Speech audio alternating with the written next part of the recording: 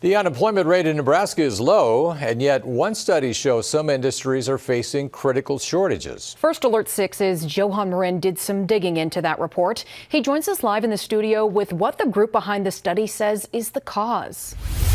That's right, John and Aaron. The report comes from the Nebraska statewide workforce and education reporting system. I talked to the executive director today. He believes the shortage comes down to the supply and demand for skilled workers.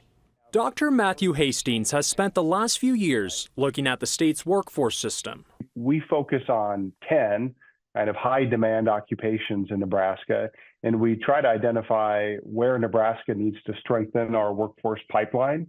And we find that that's especially true in areas like teaching and in healthcare and technology. According to a report by NSERS, data from 2021 shows 46% of Nebraska's nursing jobs went unfilled. This is also true for teaching jobs at 68%, 73% for technology jobs, and 91% for HVAC and appliance jobs. We think there's a couple key things that Nebraska needs to look at. Number one, continuing to boost the recruitment and the completion of our post-secondary students in terms of training for these high-skilled occupations. Nebraska doesn't require industries like HVAC and appliance repair to provide in-house training.